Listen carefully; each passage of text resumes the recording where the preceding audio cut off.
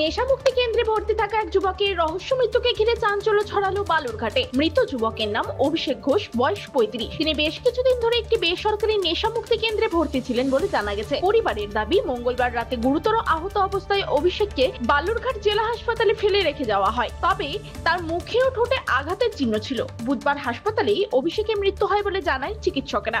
অভিযোগ, এই যুবককে শারীরিক নির্যাতন করা হয়েছিল, যার জেরেই মৃত্যু। পরিবারের পক্ষ থেকে ঘটনার পূর্ণাঙ্গ তদন্ত ও ময়নাতদন্তের মাধ্যমে প্রকৃত কারণ প্রকাশের দাবি তুলেছে। এ বিষয়ে স্থানীয় বাসিন্দা প্রদীপ কুমার মণ্ডল কি বলছেন শুনবো।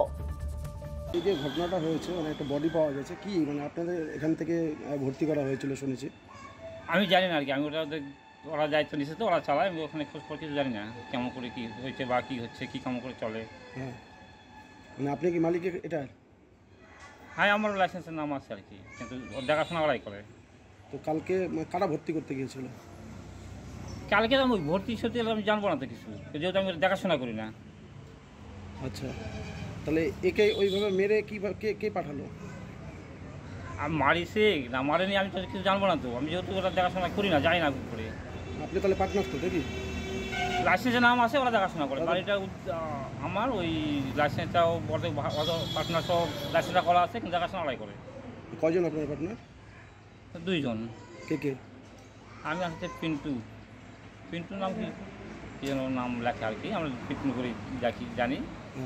মানে কি হয়েছে, মানে কালকে তাহলে ঘটনাটা কি হয়েছে আপনি কি শুনেছেন এখন পর্যন্ত? আমি শুনছি সকালে নাকি সমস্যা হচ্ছিল, গল্প শোনা আর কি, ওদের সঙ্গে কারোর সঙ্গে দেখা হয়নি। বলছে যে এরকম সমস্যা, হসপিটালে নিয়ে গেছে, যাই মারা গেছে, এটুকু শোনা। এখন আসেনি ওরা, প্রকৃত যে কোনটা কী হয়েছে আমি সঠিক এখনও জানি না আর কি খবর। বাড়ির লোক বলছে মেরে ফেলা হয়েছে, সেটা আমি জানবো না আর কি, সেটা রিপোর্টটা হোক, পোস্টমর্টম হোক, দেখা যাক কী হচ্ছে।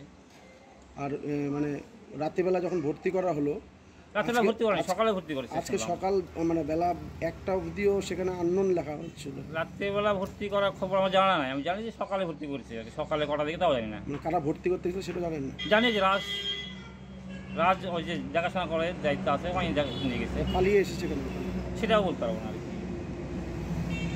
কি। পুলিশ এসেছিল আপনাদের এখানে? না, এখনও আসেনি। আপনার নাম কি? প্রদীপ কুমার মণ্ডল। পাশাপাশি আরেক স্থানীয় বাসিন্দা গৌতম মালিক কি বলছেন শুনে নেব।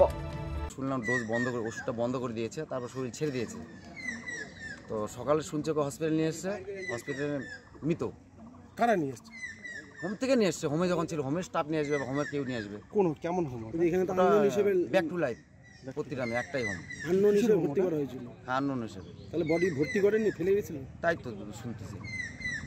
তাহলে কি কারণে ভর্তি করেছিল ওকে? ও নেশা করতো। আচ্ছা, নেশা করতো, ওই জন্য ভর্তি করেছিল। আপনি তার ছবি দেখেছেন বললেন, কীরকম দেখলেন? ঠোঁটটা ফোলা, মনে হচ্ছে কোনো টর্চারিং হয়েছে ওকে। ও মরার ছিল না, মরবে না ও টর্চারিং হয়েছে, নাহলে পড়ে গিয়েছে।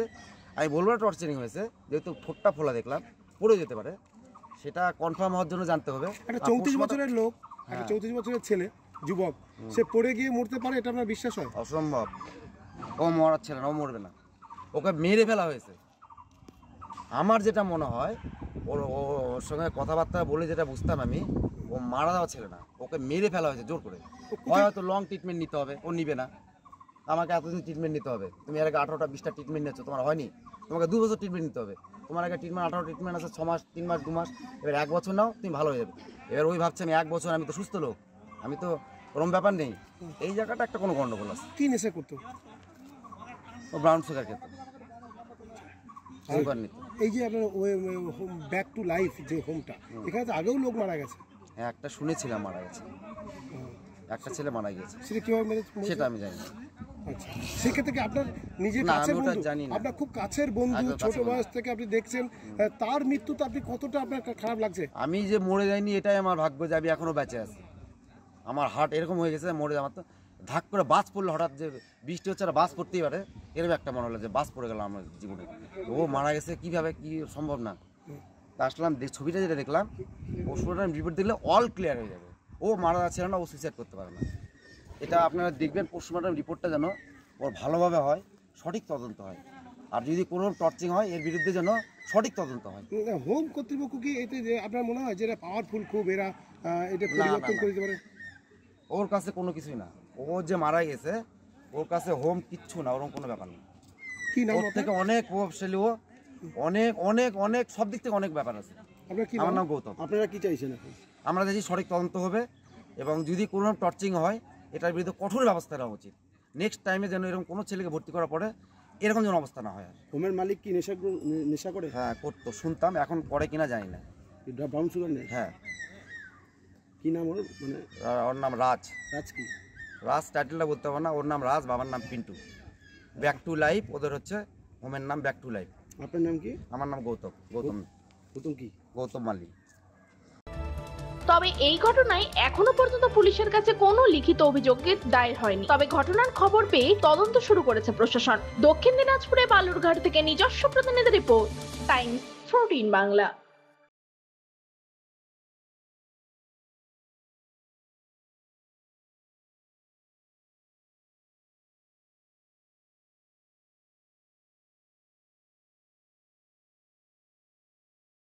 রায়গঞ্জের 10-এর এই রাজ্য সড়কের পাশে প্রকৃতির মনোরম পরিবেশে বিজ্ঞানসম্মতভাবে ঝা চকচকে আবাসন নির্মাণ করছে এই রাজ্যেরই একটি অগ্রণী নির্মাণ সংস্থা JH ডেভেলপার্স।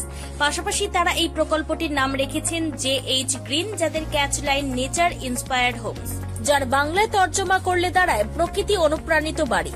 সকালে ঘুম থেকে উঠেই বাসিন্দারা দেখতে পাবেন পূর্ব দিকে সূর্যোদয়। চারপাশের সবুজ গাছপালা, পাখির কলতানে ঘুম ভাঙবে আবাসনের বাসিন্দাদের। পাশেই রয়েছে উত্তর দিনাজপুরের অফিসপাড়া রায়গঞ্জের কর্ণজোড়া। হাঁটা পথে দ্বাদশ শ্রেণী পর্যন্ত 3টি নামী উচ্চ মাধ্যমিক বিদ্যালয়, একটি বেসরকারি হাসপাতাল ও সরকারি উপস্বাস্থ্য কেন্দ্র, 15 ঘন্টা অটো টোটো সহ যানবাহন পরিষেবা, একাধিক খাবারের দোকান, হোটেলও, ঢিলছড়া দূরত্বে পুলিশ ফাঁড়ি, 2টি ব্যাংক। এক কথায় সামাজিক পরিবেশও অতুলনীয় এবং নিরাপদ। ফ্ল্যাট বুক করতে রয়েছে ব্যাংক ঋণের সুবিধা। ফ্ল্যাট বুক করলেই সোনা ফ্রি। দেরি না করে আজই যোগাযোগ করুন JH developers, Karnajora, Motor Kalibari, Raiganj. Mobile phone number 8944849889। আপনি কি কিডনি রোগে ভুগছেন?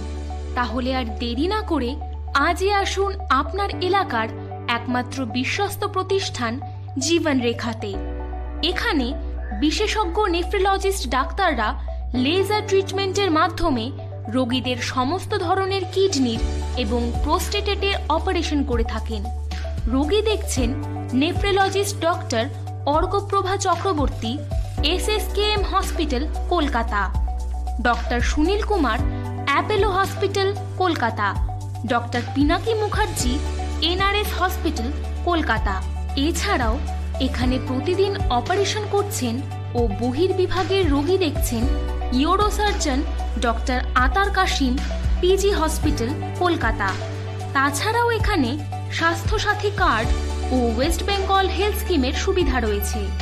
আমাদের ঠিকানা রায়গঞ্জ, উকিলপাড়া। বিশদে জানতে কল করুন 8373066655 অথবা 8373066644 এই নম্বরে।